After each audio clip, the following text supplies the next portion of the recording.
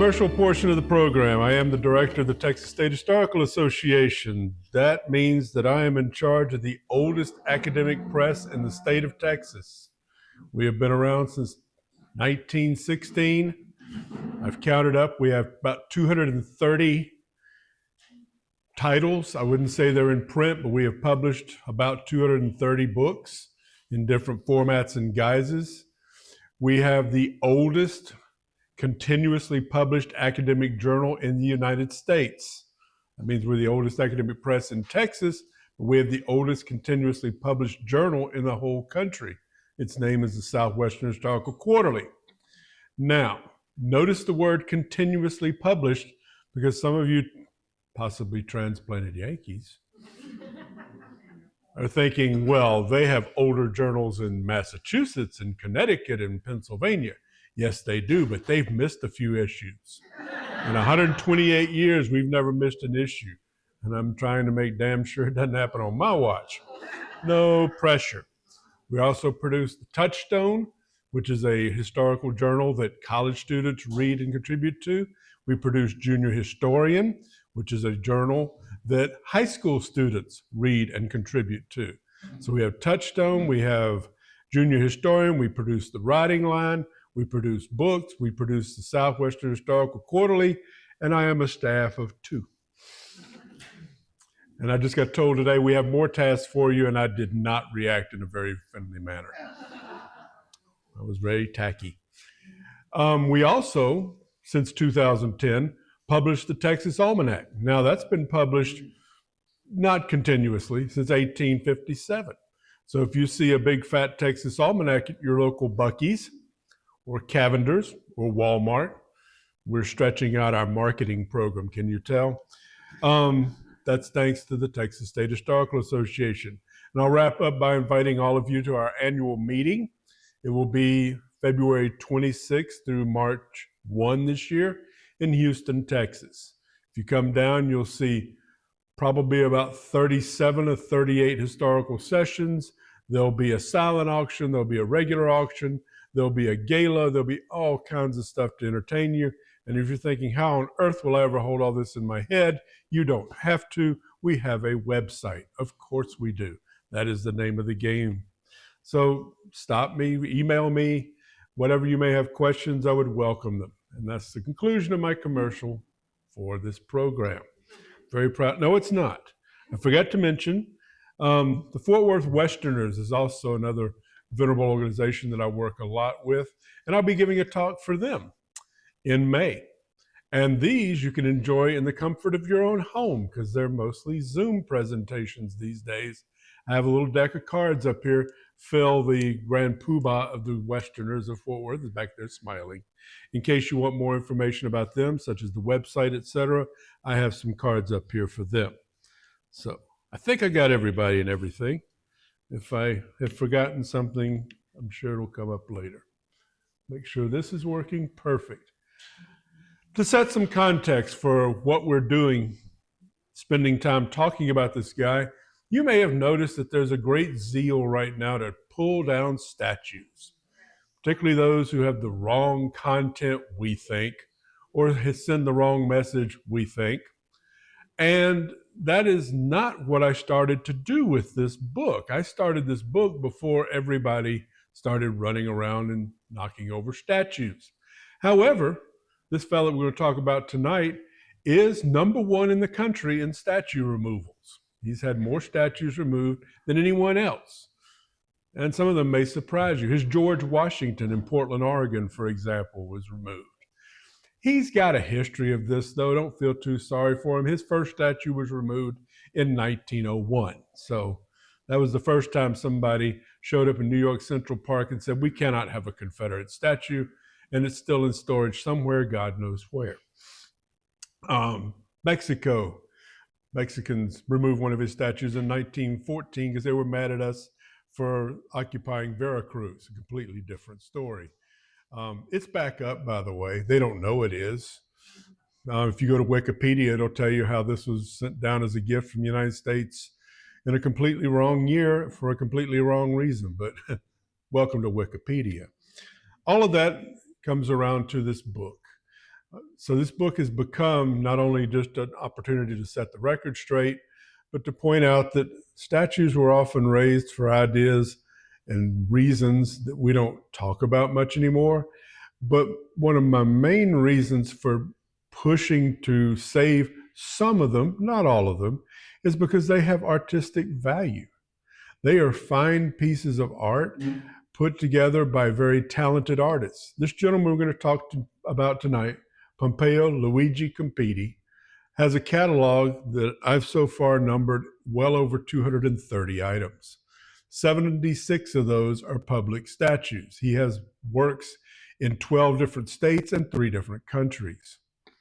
In his day, he was ranked as one of the best artists of the time.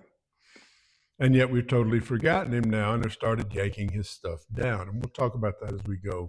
I'll note those that have been removed and for various reasons. My argument is that this is an artist of great merit and great importance because, and here's the punchline, and it's right here in the title, he helped redefine the way Texans look at themselves and their state. There was a deliberate effort from the Progressive era forward to separate us from the Confederate / Southern / Moonlight and Magnolias image and hook us to a more inclusive, more Western branding. That's why we talk about the Alamo. We talk about San Jacinto. We talk about Gonzales in the first shot because we like to think of ourselves as Western. A good example of that is LBJ. LBJ was a Southern senator, right? And yet he never signed the Southern Manifesto. He loved to drive a big Cadillac with cow horns on the front of it. And he wore cowboy boots and a hat, even though he never did that as a child, a youth, or a young congressman. Why did he do that? Because when you thought of LBJ, did you think of him as a Southern politician or a Western politician? Aha, it worked, didn't it? And it all begins with Pompeo Coppini. So who the heck is Pompeo Coppini? He was born in Moglia, Italy in 1870. His daddy worked for a railroad company. He was an engineer, not the cool kind that drive the trains, the kind that do boring things like build bridges. He was pushed by his father from a very young age to be an engineer like him, have a real job, and have a real paycheck. Coppini didn't want to do that. Now, why would the dad push him like that? The dad was a failed musician himself, a very talented man who had found that he couldn't make any money being a musician, so he made money as an engineer, and he didn't want his son falling down the same rat hole. Well, Coppini, like your average 16-year-old, decided to show dad. So he flunked all his final exams at high school that year and ran away. When his dad retrieved him from a jail cell down in Napoli, yes, that kind of kid, they made a deal. I will send you, the father said, to the Academy of Fine Arts in Florence, Italy. How many of you have ever been to Florence? Anybody? Did you go see the David?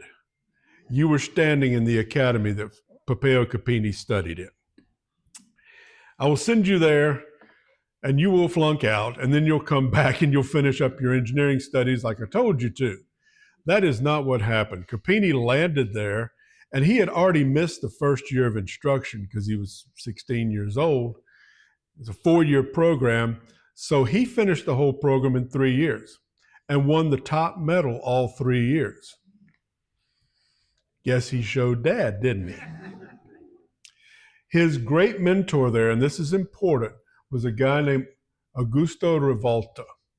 Now, Rivalta told him that you should not only be a great artist, to have art that mattered, you had to tell the story of a people. You can make fancy half-naked women, you can make dancing cherubs, you can make floral arrangements out of stone or bronze or copper. If that's what you want to do and decorate people's homes, then fine. But if you want to be a great artist, your art has to tell a story. This harkens all the way back to Da Vinci, to Michelangelo, to, tell not only the story of the person you're looking at, but the secrets of their soul, is what Da Vinci used to say. And Pompeo must have listened. This is a good example of Rivalta's art. This is Camillo de Cavour, one of the guys who was the architect of Italian unification in the 19th century. So Coppini graduates in 3 years, having won the top award. 3 years in a row, he's been told by his mentor to go out and make great art, and he just about starved to death. He made cheap copies of Roman and Greek statues for tourists. He carved gravestones. He made little plaster busts for children. He made busts of local celebrities, hoping they would pay him for that. And by 1896, he was pretty much flat broke. But he hears from these people who are buying these fancy gravestones at this place called America, where they'll pay a lot more money for this kind of work, and they appreciate your art. So off he goes to America in 1896. Do the math, he's about 26 years old. And as he recalls in his own autobiography, he landed in New York, unable to speak a word of English, with $40 in his back pocket. He about starved to death in New York City. He actually fainted on the way to a job interview because he hadn't had any food in a day and a half. Woke up lying on the sidewalk in New York. Good thing he wasn't mugged, huh? But slowly, he learned language, and the word got out. This kid had talent. This young man could do good work, and he worked fast. So he became kind of part of the crew, sometimes the actual uncredited artist, for some pretty fantastic jobs. If you ever go to the old Library of Congress building, the Neptune fountain out front, that's a lot of his early work. Credited to someone else, but he's part of their crew. One that really caught some attention was the Francis Scott Key Monument, Frederick, Maryland. He got a double benefit out of this. He did all the work of that Columbia figure you see sitting at the base with the two flanking male figures, one of history, one of war. What's the double benefit? You got a paycheck and a wife. The model for Columbia, he married, and they will remain married until they each passed away. Him first in 1957. So he's on the move. One day he's sitting in Roman bronze works. That's the very famous studio where people like Tiffany and Frederick Remington and Charles Russell got all their bronze work done. He's working on a bust of William McKinley. Remember, he's trying to find somebody who'll pay him for this. And this is 1901. This is right after McKinley was assassinated. Phone rings, and the proprietor of Roman Bronze Works comes over and says, there's a guy down in San Antonio that needs somebody to do a bronze statue. You game? And of course, Coppini said, sure. He had this image that he was going to the Wild West, full of cowboys and Indians, and this is going to be a grand adventure. So he told Elizabeth, his wife, that he was headed to San Antonio and she would join him soon. And he got on the train, of course, there's no planes back then, and he gets off the train in San Antonio. Well, what he did not know is he was walking into a bit of a snake pit. The fellow he was coming to meet was Frank Teisch. Frank Teisch was a stonecutter primarily.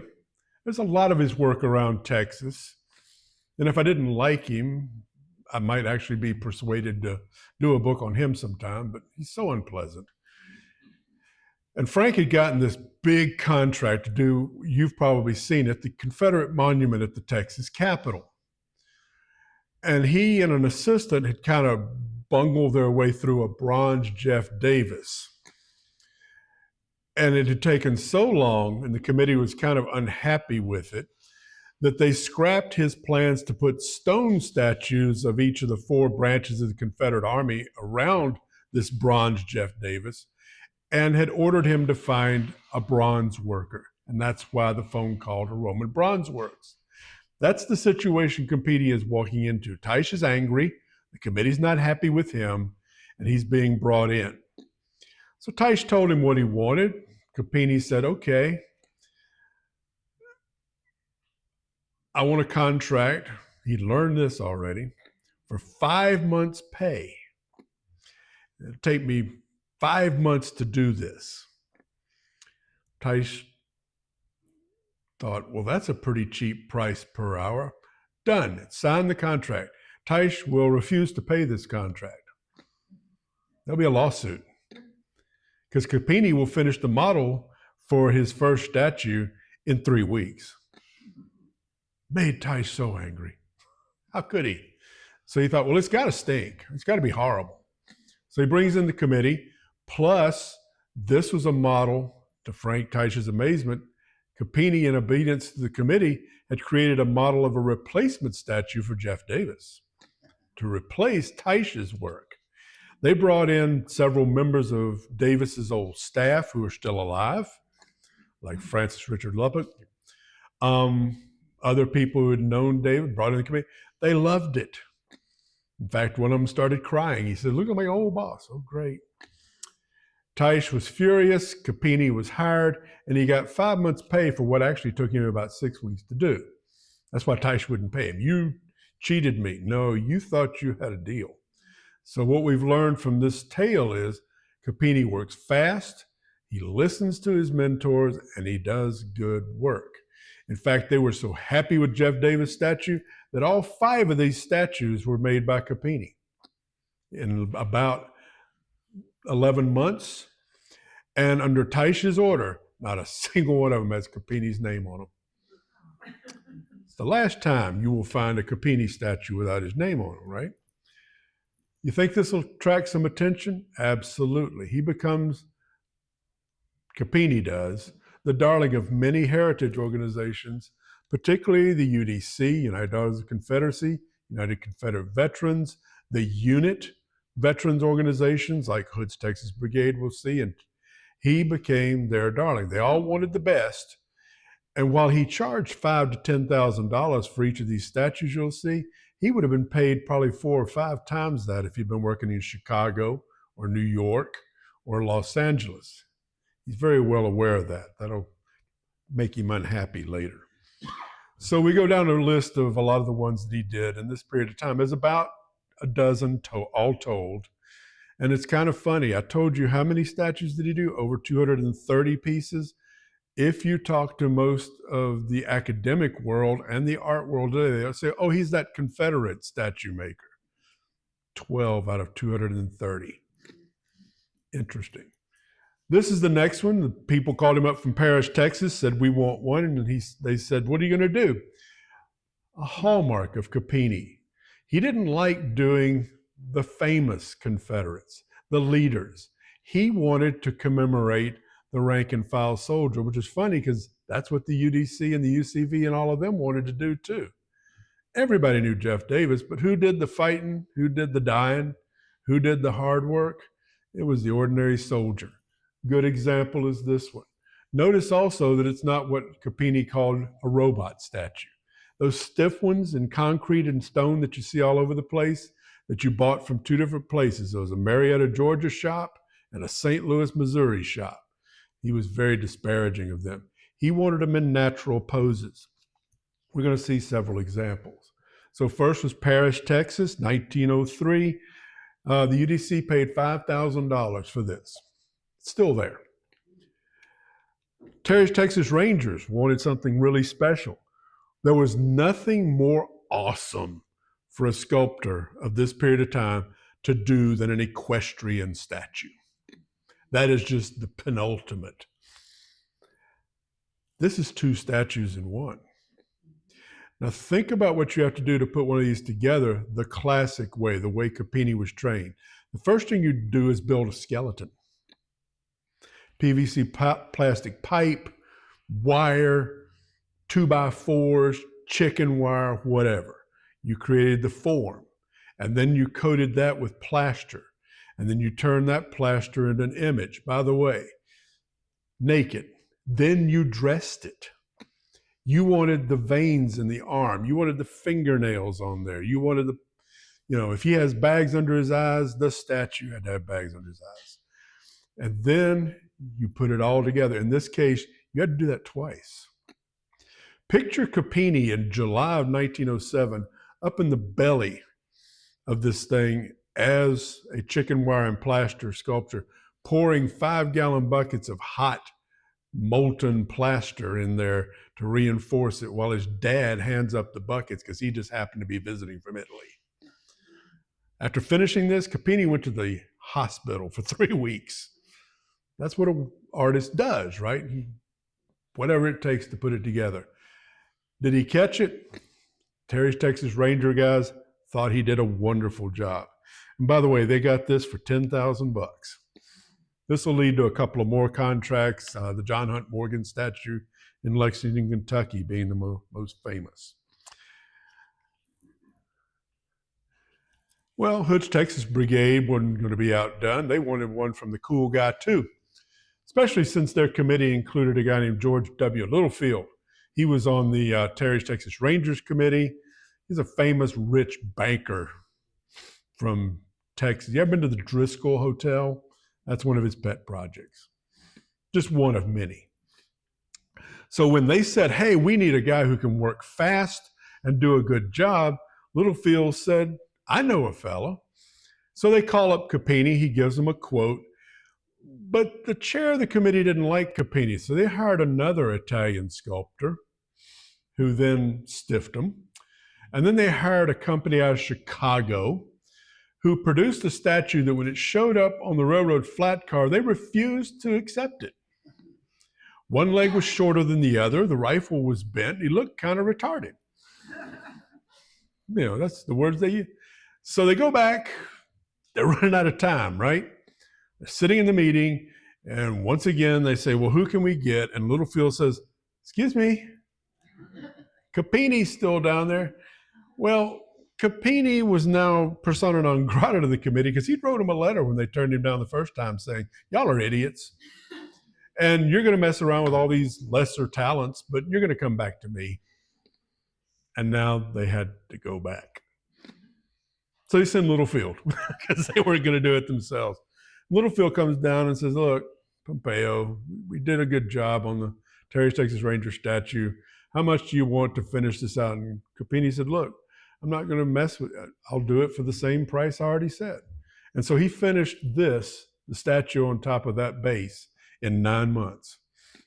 And it's the classic Coppini natural stance, looking down. And by the way, he hated tall bases. He thought they were the wrong thing to do with beautiful statues. But a job's a job, right? And so this was, again, part of his catalog for the heritage organizations. Some wanted a little variation. Palestine wanted one of John H. Reagan, Postmaster General of the Confederacy. That way they can honor a former U.S. Senator and the Confederacy at the same time. You notice this is a little different color? Coppini took the opportunity to take some of this money and go home. First time he'd been home to Italy since he left in 1896. This would have been about 1908. So it was cast at a famous bronze foundry, the Fellini brothers, in Rome. What's this little weird thing at the base? Now, my young freshmen and young students, when I was still teaching at the university, their best guess was Gollum. Think of their context, right? What they know. I said, no. If you told an Italian sculptor that you wanted an image that embodied the lost cause, how about a defeated Roman legionnaire? That's the first thing that's going to pop up into his fetid little brain, right? That's what that is. Now, it used to have a spear, but several people stole the spears through the years, so they quit doing that. But that's a defeated Roman legionnaire that embodies the spirit of the lost cause. I'm sure there were a lot of Texans in Palestine, Texas, who, when they unveiled this, said, what? So we had to explain it to them. But it's still there, and it's a very interesting piece. Look, I mean, it's very natural, right? This guy's obviously a defeated legionnaire. Here's my favorite. He got a contract from the UDC, United Daughters of the Confederacy, Victoria, Texas. And they left him to his own devices this time. They said, we just want something to commemorate our Confederate relatives, our fathers, our brothers, our uncles, our cousins, who fought for the Confederacy, just to remember them. so that no one forgets their choices and their stories. What is this? This is called the last in line. This is a Confederate soldier at the end of the war. You'll notice his clothing is all tattered. He's injured. He's got a bandage wrapped around his head. If you look closely, his veiny, skinny arms, he hadn't eaten a whole lot in a while, has he? But he's still got 40 rounds of ammunition and a rifle, and he's standing on the top of a ridge about to charge one more time into those Yankees camps. The last in line. I think it's one of his best. He really captures a moment. This one survives only because this one has been renamed in public memory. If you go to Victoria, as I did, and try to find this, as I did, you will not find it by asking, where's your Confederate statue? Or where is your United Daughters of Confederacy statue? Even though there's a plaque on the back saying that. If you ask them, where's your Minuteman? They will tell you immediately, oh, it's over by the old bands. Okay. Public memory has rebranded. This is a Minuteman. It's not a Confederate. It's Lexington and Concord in 1775. I'm not sure what Coppini would think about that, but maybe he'd be glad that they just didn't tear it down. Any gun nuts in here? That's me. What's wrong with this? Can you see closely enough? It's 1865, right? Why is that man holding an 1873 model trapdoor Springfield? What would an Italian artist know about a gun? And let's figure, he said, hey, model, bring an old gun. Voila, it's an old gun. Never mind that it was made at least 8 years after the Civil War. But we can laugh at him now because, he's not here to scowl at us. But I like this one. Sometimes it's hard to really, you think a Minuteman's interesting. This is a Confederate monument. This is for the people of Corpus Christi. The UDC called him up, said, hey, we want a Confederate monument. He said, okay, how much you got? They said $1,000. Yeah, by this time he's making 10. He said, well, I got an assistant. They said, no, we don't want your assistant. We want you. Well, I'm not making something for $1,000, particularly out of bronze. It cost me more than that to make. So they cheated. He was a Rotarian, he was a Mason, and a good Catholic. So guess whose husbands all started contacting him? The Rotarians, the Masons, the local Catholic Church, and saying, oh, come on. So he said, all right, I'll do something in cast concrete. This is the city of Corpus Christi being crowned as the Queen of the Gulf by Neptune and Clio, the Muse of History. But if you look closely, it is inscribed. This is a monument to those who served the Confederacy from the city of Corpus Christi. It today still stands down on the front, what you call, I guess, wall, the old seawall. And that's because if you look at it, it doesn't look Confederate, does it? Why is it not in bronze, his favorite medium, particularly for outdoor statues? Because they didn't have enough money. But he did it for $1,000, and they still have it. Now, obviously, by about 1910, 1912, he's probably the most famous, popular, most impressive sculptor in Texas.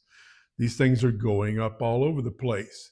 The legislature, meanwhile, is hearing complaints from businessmen, particularly those from up north or further west, that they really don't want to invest in Texas. That's a southern place. So let's rebrand Texas. How do we do that? Well, we need to put up statues that tell a new story, a different story. Well, who do we get to do that? Well, there's this little crazy Italian guy, seems to be really popular. Let's contact him. And so Coppini will be brought in to rebrand Texas. The first statue, of course, is the Come and Take It statue at Gonzales, which is the Lexington and Concord of Texas. We need a proper cemetery marker for Sam Houston, our George Washington of our revolution in Texas, right? So we have this. Why is it in bronze? Why is it not in bronze? Legislature mandated it had to be done in Texas stone. And he argued with them for a year and then realized he doesn't make it in stone, he doesn't get paid. So he's not stupid. So now we have Sam Houston in stone. Who's the statesman, the father of Texas? Stephen F. Austin. So we dig him up out at Peach Point Plantation, and we bring him to the Texas State Cemetery, and we put him down there, and they said, okay, now we need a marker. Get Coppini. And Coppini did this beautiful statue doing the Nazi salute. But it's not. I know. Isn't this timely, right after Elon Musk embarrassed himself because whatever. Do you see these school children doing this to the American flag? That is the Bellamy salute, folks. From 1892 to 1942, that is how we pledged allegiance to the flag. The guy who wrote the Pledge of Allegiance said this is going to be our proper way to salute the flag. And so for 50 years, under congressional mandate, I pledge allegiance just like that. Suddenly in 1942, this wasn't cool anymore. Why? Oh, that's right. We're at war with them. We don't want to do that. So what do we do now? Oh, the Masons got this thing. This works. And that's why we've done that ever since 1942. But you should see, you mentioned docents, bless their hearts. The docents at the Texas State Cemetery trying to explain why Stephen F. Austin is doing the Sieg Heil salute at the Texas Capitol. He's pointing the way west. Actually, he's pointing south. He's saluting the American flag. No, the flag's over there. He's waving hello to the legislators. Oh, okay, that's an interesting one. No, he was actually saluting the American flag where it was located at that time in the proper way that he would have been in 1912 when they dedicated the statue. Do you think I'm going to tell him that? Nah, let him sweat. Okay, we've got our commander-in-chief, Houston. We've got our great statesman, Austin. We got our first shot. We need a Betsy Ross. So we went and dug up her remains in Georgia. This is Joanna Troutman. Yeah, any of y'all in the DAR, you may have heard stories. Boy, were they pissed. Why couldn't we have a Texan? What did Joanna Troutman do? She stitched the flag for the Georgia Battalion. A lot of whom died at Goliad, a few of whom made it into the Alamo and died there, and others fought at San Jacinto. So that was the flag that we had, most famous. Even if Joanna Troutman never made it to Texas, we dug her up, brought what was left of her to Texas with the blessings of the Georgia legislature, buried her, and Coppini did a beautiful statue of her for the Texas State Cemetery. We're rebranding here, aren't we? We got our Betsy Ross, we have our general-in-chief, we got our statesman. Now, Coppini by this time is on a roll. He's very popular with colleges. Any Baylor grads in here? He did Rufus Burleson for Baylor. Sol Ross, got any Aggies in here? Yeah, I heard that. Putting pennies on the feet of Sol Ross. Coppini did Sol Ross. You begin to get the idea of how this guy defined the historic landscape. When people have images in their head of what Stephen F. Austin looked like, or Sam Houston, or Joanna Troutman, or Sol Ross, who do they think of? The image that Coppini made. Now, all this didn't escape the attention of good old Littlefield. You know, the guy who was with him for the Terry's statue and the Hood's Texas Brigade statue. He wants to leave one last grand gift to University of Texas at Austin. And he and Coppini argued bitterly over this. What Littlefield wanted was a giant Confederate monument. This time it's 1919, 1920. That age is passing, and we had just fought the biggest war anybody ever thought they would ever see, World War I. So Coppini's arguing back and saying, let's honor those who were lost in World War I. Let's honor how the South joined with the North. As a united nation, we went out and won a war for democracy. Littlefield said, nah. Then Littlefield died, leaving Coppini a $250,000 check and kind of a blank slate. So Coppini popped out this as a model. This is an outdoor cathedral. You would walk towards Littlefield Fountain. He gets that part done. And as you walked towards the back, The two tall plinths, those are statues of Woodrow Wilson and Jefferson Davis.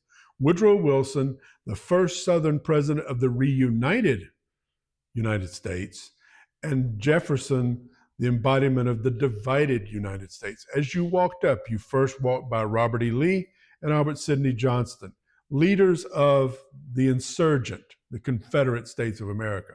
Then you would walk by John H. Reagan and Stephen Hogg, two New South leaders who brought us back into the fold. And then you would end up with Jefferson Davis and Woodrow Wilson, 6 statues, like walking through the Stations of the Cross in an old Catholic church in Europe. A lesson, even if you can't read, you can get this, right? Well, he was about halfway there when UT got a whole lot of money from some giant oil well out in the Permian Basin, hired a hotshot architect who dismantled the whole thing. That's what it looks like today. See any statues in front of it? No. Paul Crett moved all the statues up behind it along the pathway going to, of course, the giant tower that Paul Crett designed. And Coppini in 1928 said, this is stupid. Nobody will know what these statues are for, and someday they'll take them down because they won't understand the message I was trying to convey. And by the way, here's a great shot of Coppini working if you ever don't realize the scale of this. J. Frank Dobie hated this thing, by the way. He didn't want any freaky mermen, leading Lady Liberty across the ocean to bring justice, democracy, and liberty to the benighted people of Europe, which is what Coppini thought he was talking about. But then Dobie didn't like the tall tower either. He thought it was the largest Greek outhouse in the world. Not a very artistic guy. And so today, you won't find any of these 6 statues that stood there from 1930 till about 2017, when they brought in cranes in the dark of the night and yanked them down. Now, UT Austin will tell you that Stephen Hogg stands over by the Hogg Memorial Auditorium, but they're lying. That's a statue of Barbara Jordan. I'm sad they can't tell the difference between Stephen Hogg and Barbara Jordan, but it's not true. And the Jeff Davis stands in the History Center archives with a long panel telling you how evil he was and how these are the things we don't stand for, right across literally 12 feet from a set of photographs and a big display extolling the virtues of the Black Panthers and how wonderful they were. So, can you tell my bias? Just letting you know. The rest of them are in storage somewhere, we don't know. But this is what kind of catapults you into the top list of removed. 6 at once is a biggie, right?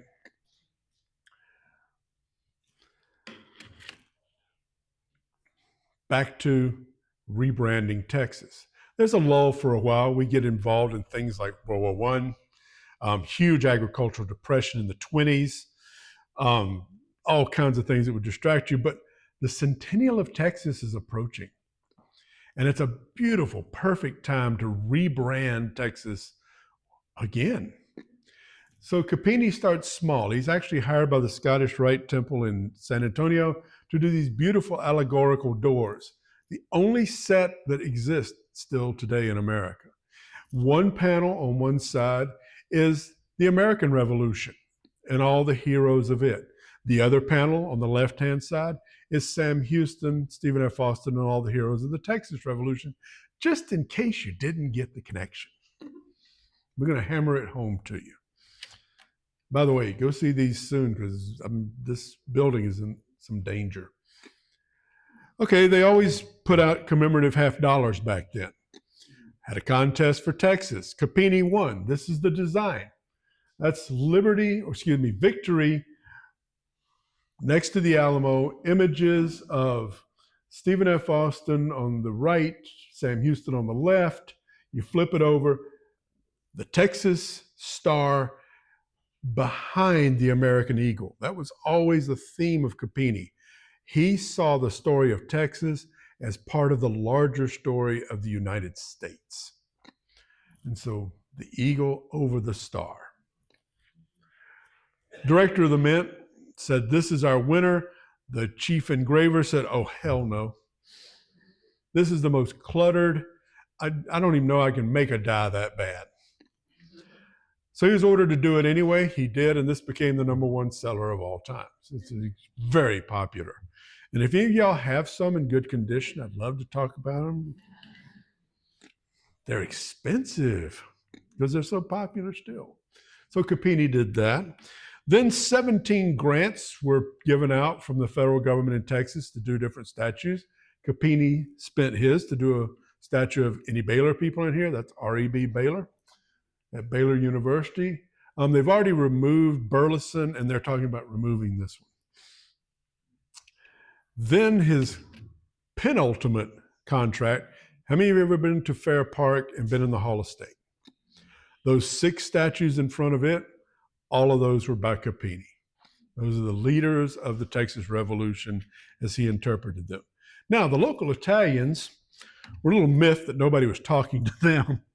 So they scraped together some money, the Italian Society of America, Dallas chapter, and said, "We want a statue of the Italian heroes of the Revolution." Well, they could only find one. His name is Prospero Bernardi. He actually charged the Mexican camp at San Jacinto on April 21st. One guy. Apparently he got sick the next day and died a few months later. So that's Prospero Bernardi. There's our intrepid sculptor with his. So if you ever go to the Hall of State, admire Rusk and Lamar and Houston et al. But go back out on the platform and say hello to Prospero. He's out there. He's part of the show. This was his big project. This is why he only got one of the 17 statues. You're thinking, McCaslin just said he's the most popular artist in Texas, and they had 17 statues. They only gave him one. Yeah, they also paid him $150,000 to do this one, right out in front of the Alamo. Did he like the obelisk idea? No. But he had an architect partner, and he had to follow, get along. So the architect wanted this really tall thing, which of course J. Frank Dobie made fun of. But Coppini labored hard to create these beautiful statues, embellishments, bas-reliefs around the base. And I include this picture because I told you, you sculpt them naked first, and then you put the clothes on them. Got a great picture of the heroes of the Alamo in their birthday suits before you put the clothes on them at the cenotaph. I was very sad to hear when they started talking about removing this. At this moment, that's safe. It's not going to be moved, deconstructed. They brought in engineers to tell you that it was going to fall over and kill somebody, all kinds of stuff. So far, the people of San Antonio have voted twice now, I think, to leave it alone. Why is it where it is? It's a cenotaph. Cenotaph is a marker for an empty grave. We don't know where the bodies were burned. We don't know where some of them may have been taken away and buried. This is their marker for wherever they might lie. An analogy that drives it home for my students, if you go to the Texas State Cemetery, you'll find a marker for Stonewall Jackson's grandson. They never found him. He disintegrated with his plane over France in World War II. It's a marker to honor them and their empty grave. So that's why it's where it is.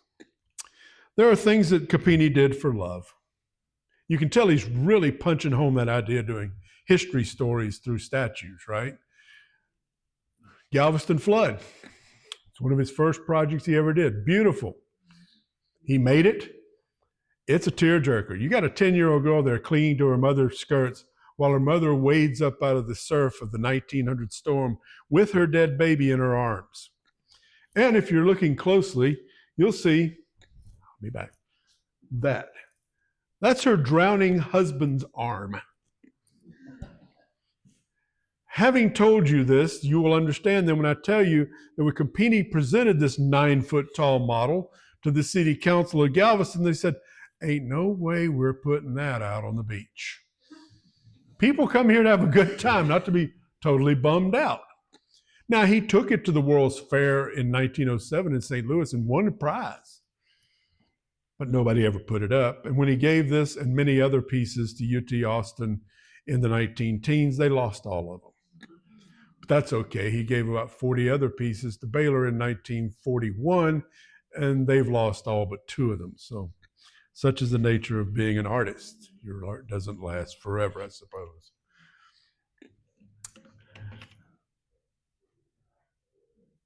He does have a monument to the storm in Galveston in a little secret spot.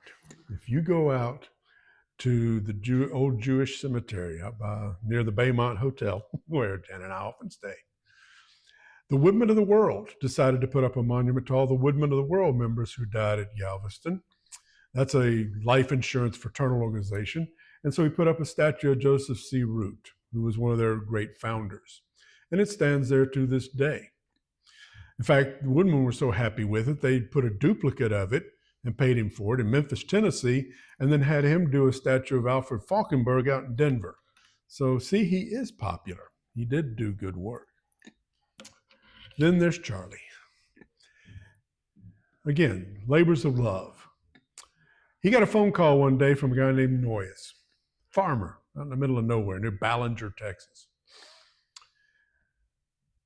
The farmer, Noyes, had just lost his son, 21-year-old boy, who was chasing cattle one day on his favorite horse. The horse stopped suddenly, he pitched over his neck, fell over on the ground, and broke his own neck.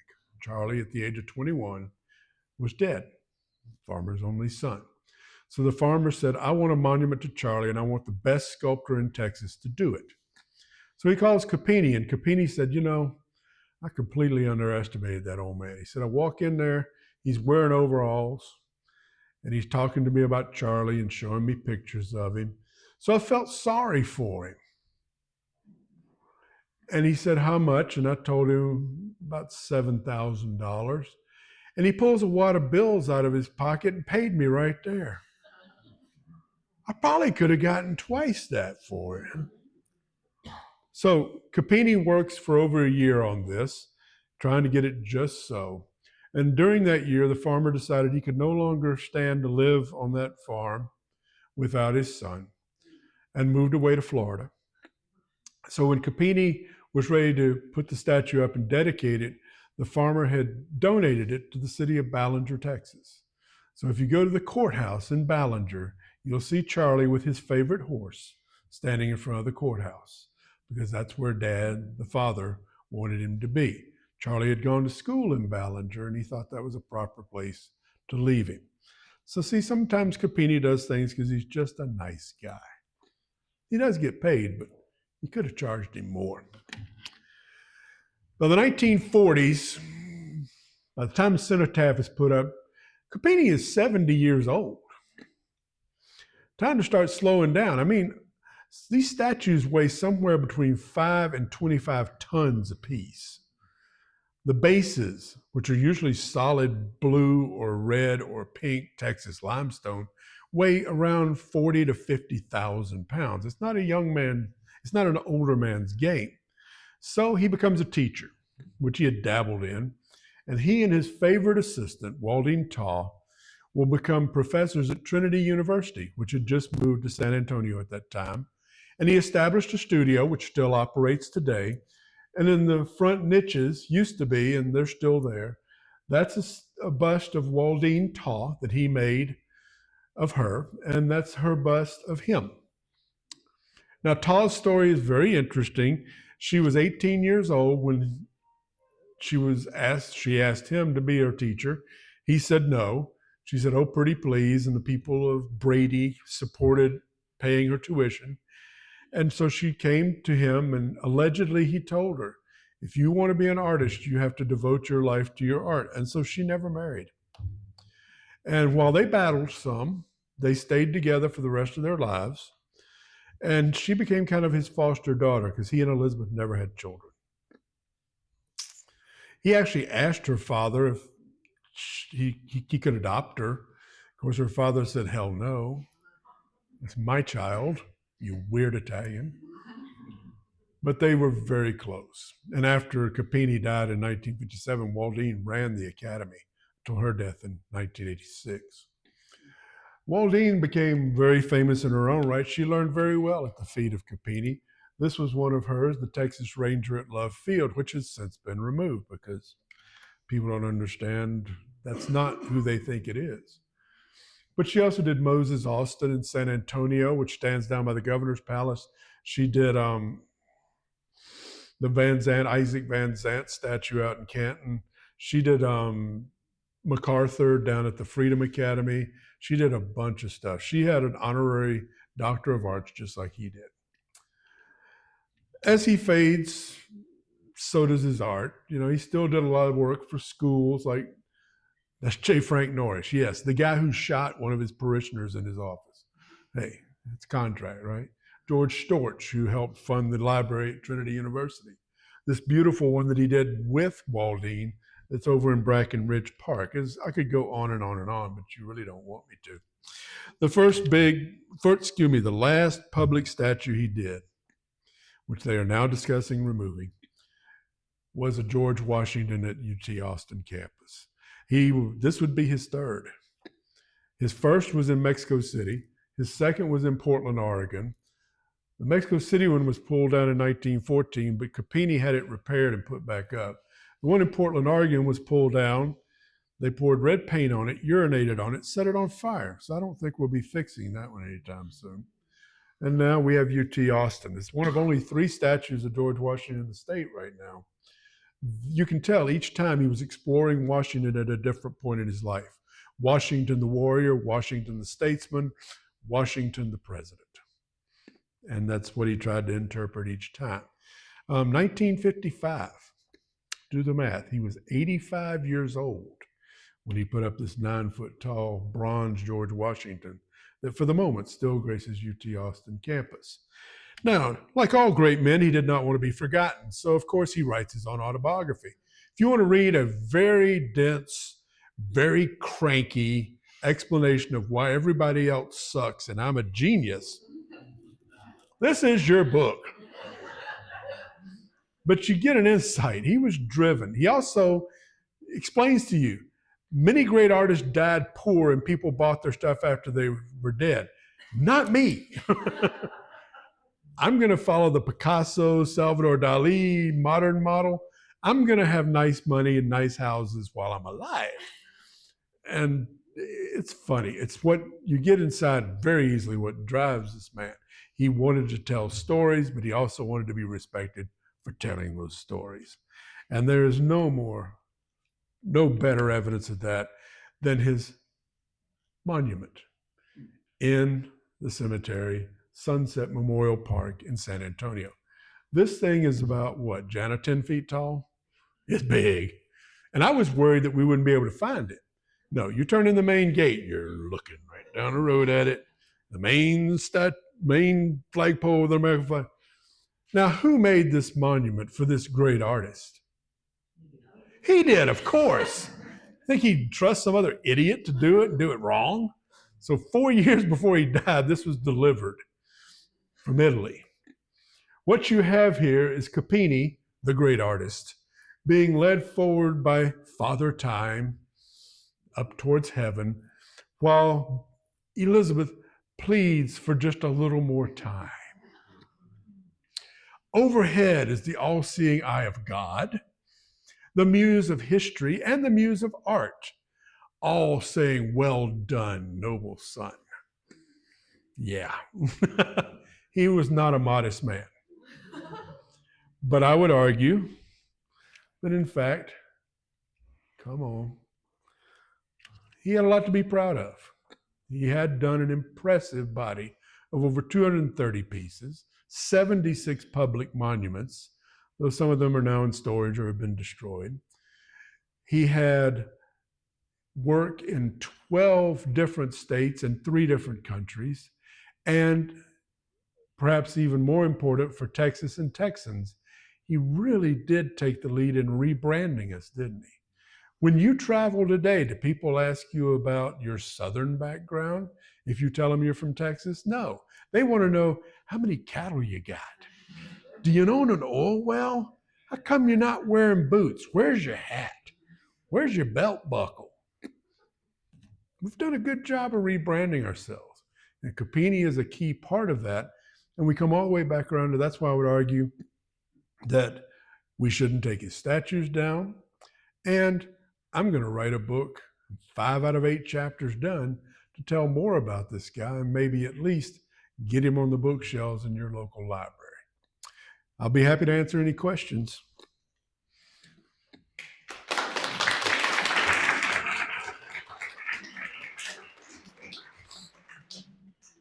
Questions? Well, they're all cookied out. I have a question. What got you interested in learning specifically about him? That project, and you allowed me then to expand on that story a little bit because time constraints. I was fascinated not only by his attitude and his speed and what he accomplished, but then I began to learn more about what he accomplished. But then there's this part of me that when they recounted how they dedicated the statue, and all these people were saying, thank you, thank you, they didn't even mention him. They didn't even talk about him. He was in the parade in one of the back cars, and it's like, darn, let's take a little crazy Italian off the back burner and put him up front for a while. And then all the other things that have come crashing. Part of that makes me worry, though. The reason that I'm now interested in him may be the exact reason it may be hard to find a press to publish this book, because they don't want to be thought of as a bad press. We'll get him somewhere. How do they justify taking down sculptures, whether they're by him or the Confederate ones and stuff, that are paid for by organizations such as the Daughters of the Confederacy? To quote the president of the University of Texas at Austin, it doesn't matter what they wanted or what they did. It matters now what we think they symbolize. Doesn't matter. Shoot, they took one down in San Antonio. It didn't even belong to the city of San Antonio. It still belonged to the UDC. And they broke it. So they got it. And it wasn't one of his. This is a statue of Ben Milam, which wasn't even a Confederate. Ben was shot in the head and died in 1835. So, meanwhile, they put up 2 statues at the Alamo of favored Tejano Hispanics, both of whom owned slaves. So they don't really do their research very well. And I keep waiting for them to figure out that Lozoya and Navarro both owned slaves. Oops. Did you teach art history at UT? No, I taught Texas history. Do you know the art history teachers? Nope. I'll tell you why. And I'm going to bring one in late in the project just to grit my teeth. They will all tell you that Coppini was a hack, that he did retro crappy art because he doesn't do abstract. And he was just as ugly towards them about modern abstract art. He said, this means nothing, and he taught Waldine to be the same way. No, when I went to experts, and the funny thing is I've convinced several of these. Ron Tyler is a very well-respected expert on Texas art. And he and I went round and round. And when he finally brought out a 250-year retrospective of art in Texas, he had me write a Coppini chapter in it. And it's won several awards. And I just published another chapter in a retrospective on women artists in Texas. I got a Waldine chapter in there, and it just won 2 awards. So I'm hoping to at least change the pantheon a bit. The funny thing is, of books that I cite from, say, 1910, 32, and 54, talk about how great Coppini is. Now you open a book on Texas art, he's nowhere to be found, because post-World War II, we all went for that postmodern aesthetic, and he does not fit that template at all. So I'm very well aware of art historians. I've battled a few. I'll bring one in at the end. I'll even let him or her write a little intro if they want to say, don't read this book, he's a hack. But I still get greeted by people at some of our meetings, say, so how's the book on the hack going? I would argue that you are an art historian. I've learned quick. What a great lecture tonight.